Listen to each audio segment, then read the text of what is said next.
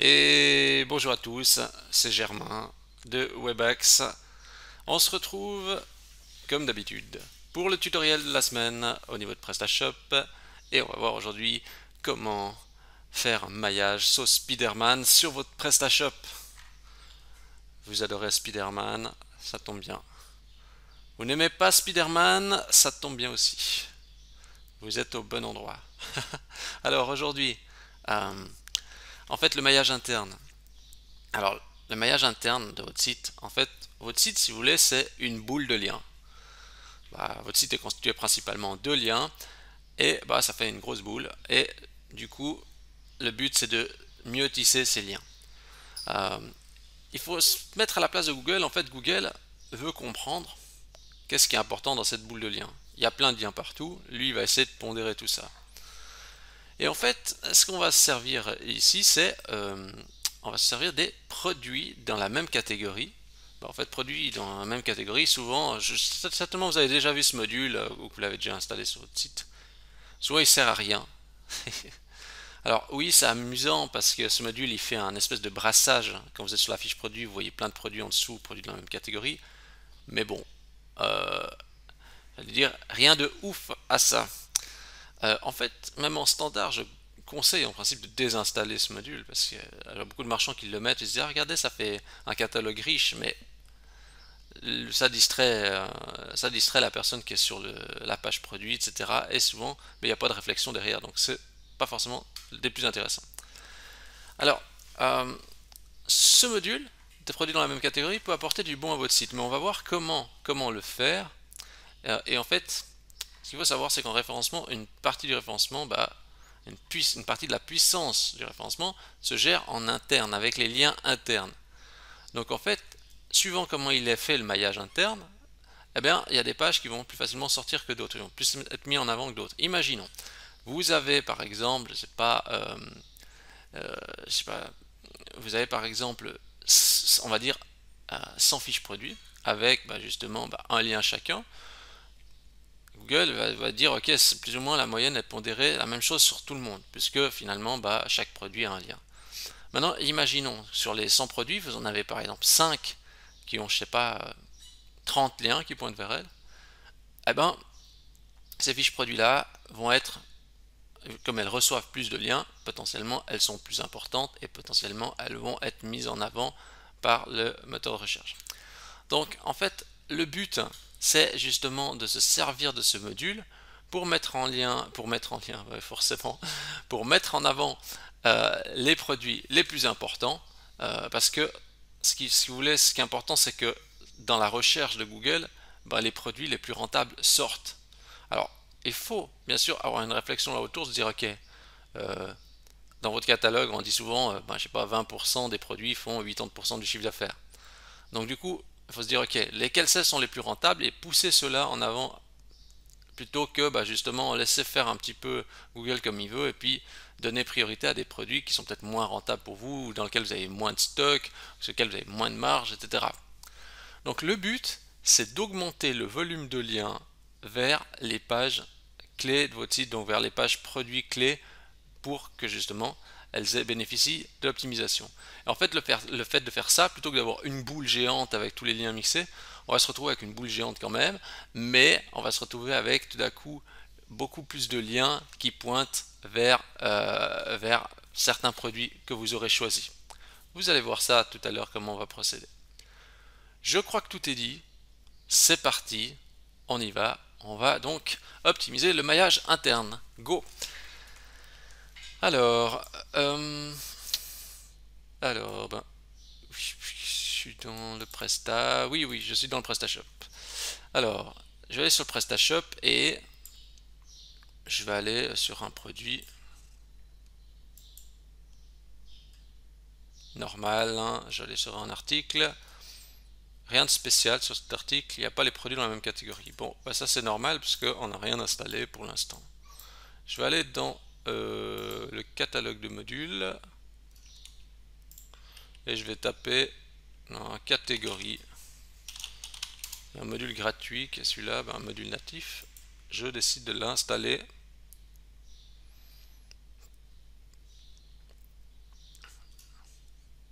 On va lui laisser faire le travail.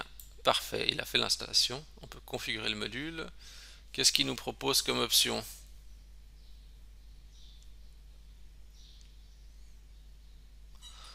Voyons, voyons. Ça met un petit peu de temps, ça mouline. J'attends qu'il le fasse.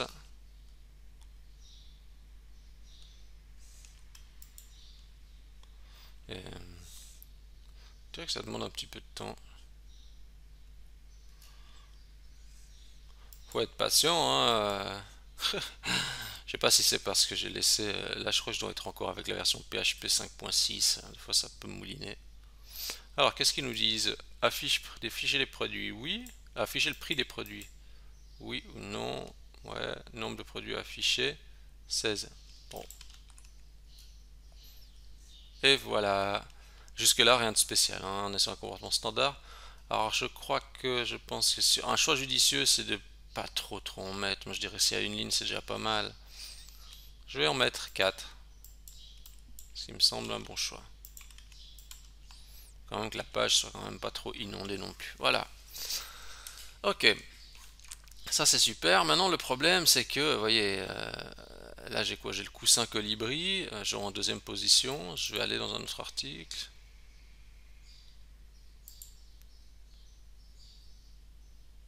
Là j'ai le coussin colibri, mais il est plus en deuxième position. Alors en fait ça prend un peu random là-dedans, hein. Un peu n'importe quoi. Ça prend pas. En fait ici, donc vous voyez ici, c'est cette zone-là, ça crée des liens vers des produits, sauf que ça crée des liens vers des produits un peu aléatoires. Ça veut dire que c'est jamais les mêmes produits qui reçoivent les liens. Et du fait, ben, comme les liens ne sont pas toujours les mêmes, eh ben, il n'y a pas une centralisation qui se fait sur ben, justement les produits les plus importants. Et le but, nous, c'est d'augmenter les liens vers les produits les plus importants. Donc, ce qu'on va faire, c'est euh, première question à se poser, c'est justement, ben, il faut se dire quels sont les produits qu'on veut pousser en avant. Si, je ne sais pas, imaginons qu'on a pas, on a cet article-là et cet article-là qu'on veut pousser en avant, bah, le but c'est que quand on va dans une fiche produit, ben, on voit principalement ces articles-là dans, dans les, dans les produits, enfin, dans les produits de même catégorie, ben, on va mettre ces deux articles-là, peu importe quel article on va aller dedans. Donc ça veut dire que si on va aller là, dans celui-ci ou dans celui-là ou dans celui-là, ça sera toujours par exemple ces deux-là qui vont apparaître en bas dessous. Le but c'est que c'est toujours les mêmes articles qui reçoivent les liens. On va voir ça, on va le faire directement, concrètement, ça sera peut-être plus explicite. Alors, on va aller dans les modules, on va aller dans le module PS, catégorie product. Voilà, lui il n'était pas là avant et donc c'est ce qu'on vient d'installer. Et je vais, alors là je vais vous donner un fichier, hein, vous pouvez le télécharger directement. Si vous regardez cette vidéo depuis YouTube sur le blog, vous pouvez directement télécharger le fichier. Donc dans ce fichier,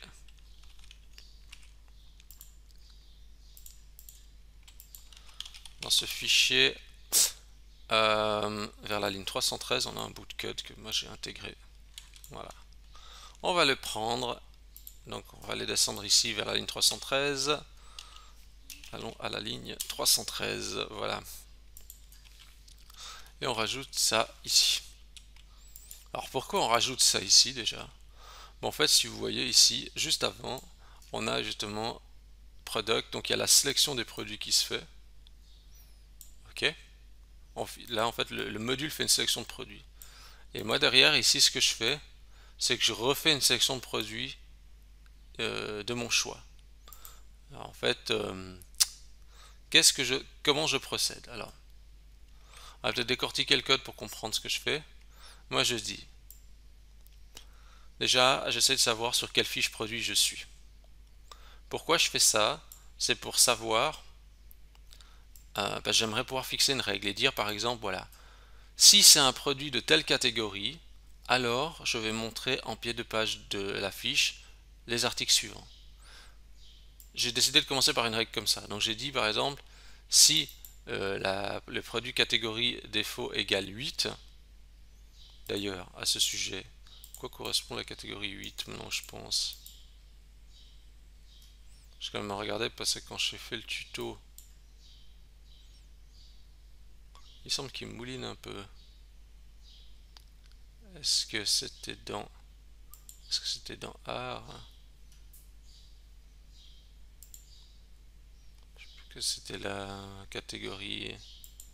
Peut-être c'était dans accessoires. Je vais aller voir, hein. Là c'est dans accessoires de maison, j'avais fait ça. Donc par exemple dans mon code j'ai dit si euh, si sur l'article que je suis appartient à la catégorie 8, donc accessoires de maison, ce qui est le cas par exemple de celui-ci. Donc en fait je récupère d'abord, donc je récupère l'ID product de la page produit, donc en fait c'est ici, pour deviner sur quel article je me suis positionné. Et donc je dis si la catégorie par défaut de l'article chargé que je suis en train de regarder égale 8, alors je fais ça. Déjà je vide la sélection de produits qui avait été faite.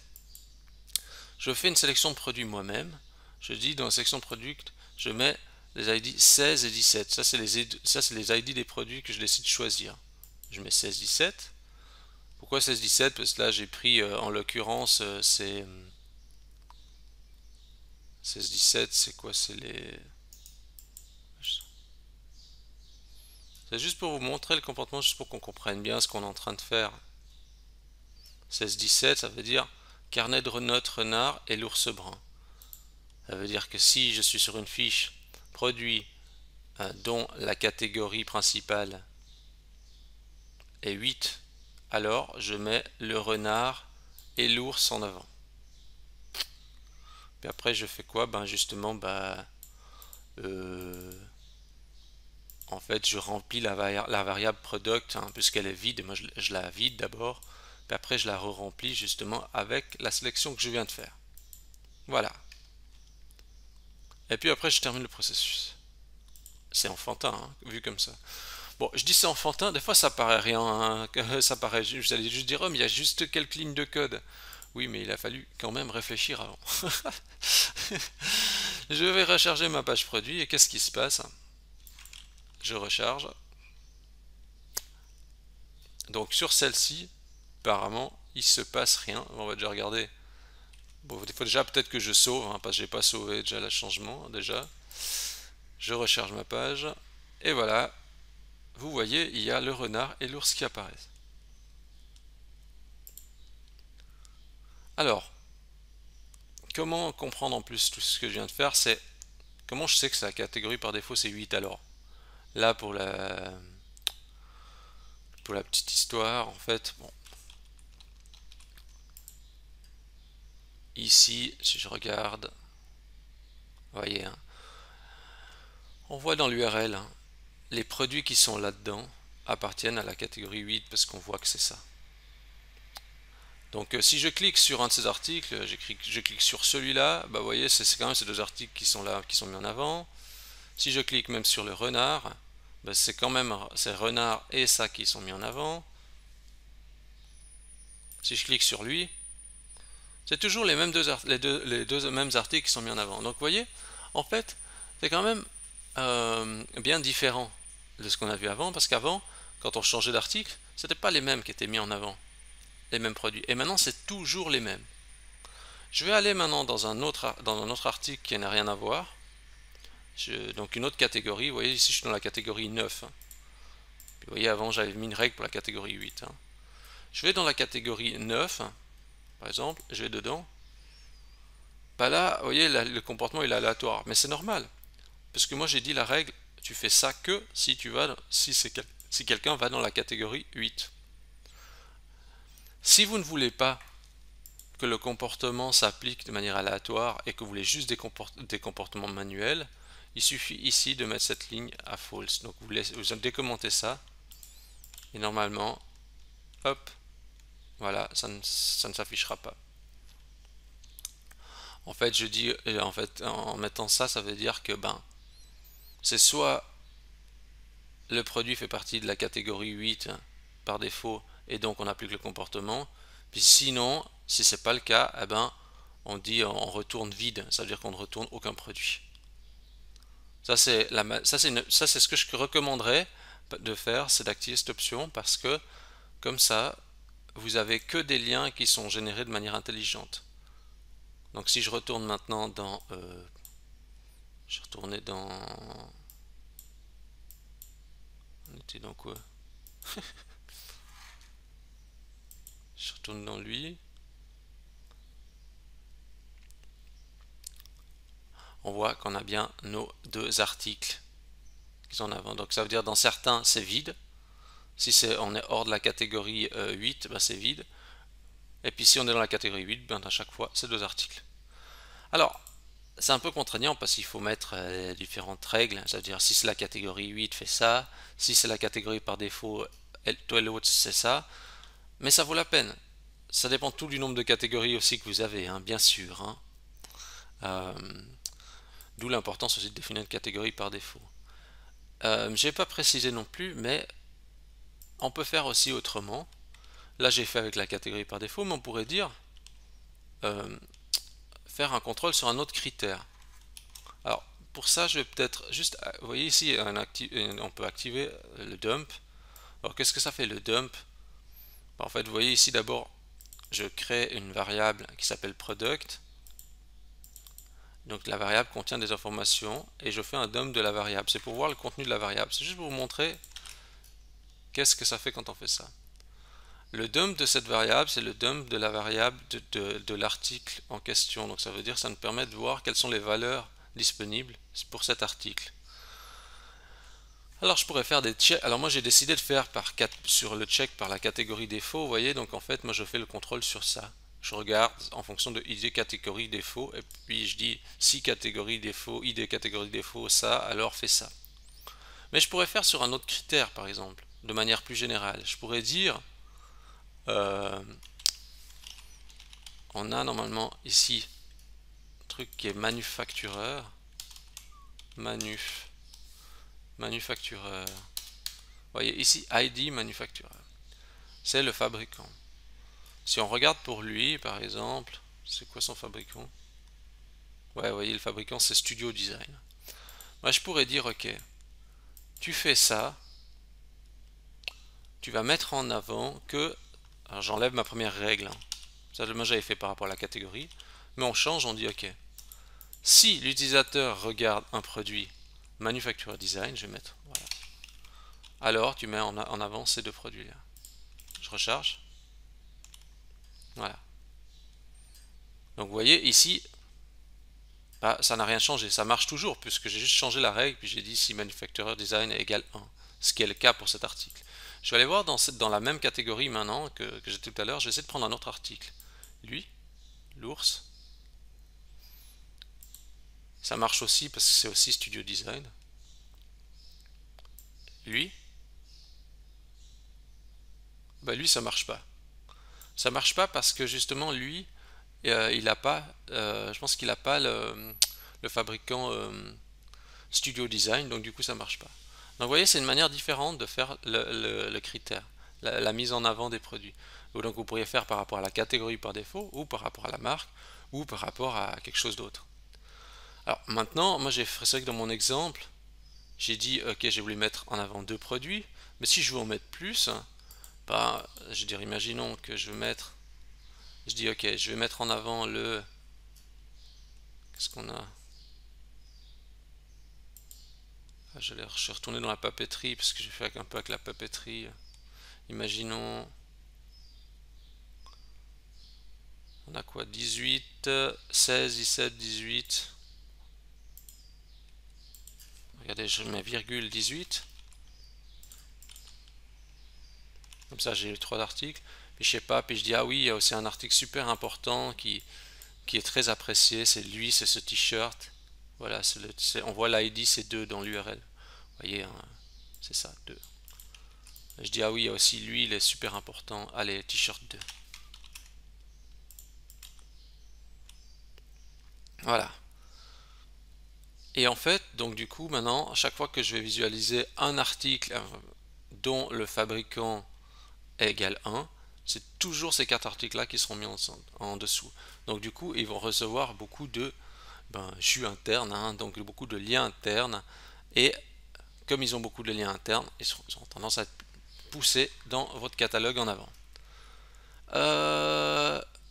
Alors, ensuite, ce que je conseille aussi, c'est de changer ça.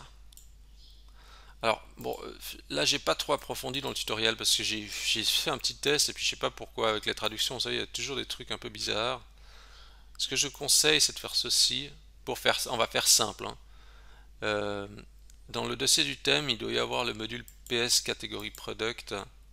Dans le dossier du thème classique, module PS. Là, je l'enlève.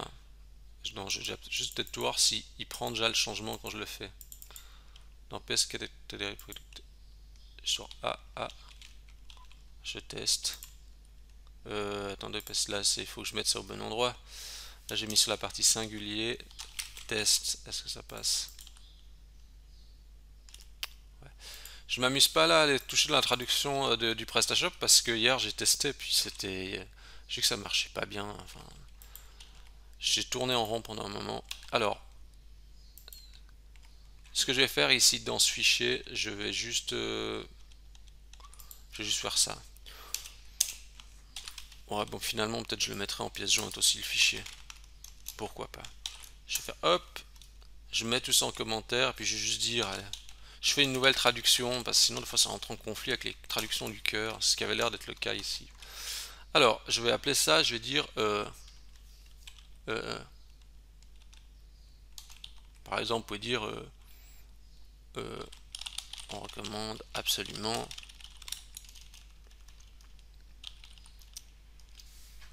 je sais pas, on peut dire les produits cultes par exemple. Ça va peut-être un peu trop, hein. Les produits cultes gamme. Ouais, peut-être mettre 2 points,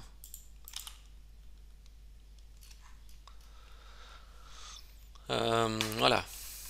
C'est juste pour pas qu'ils disent produits de la même catégorie, parce que c'est une sélection bien spécifique, donc du coup, voilà. Et puis, je crois que tout est dit, hein.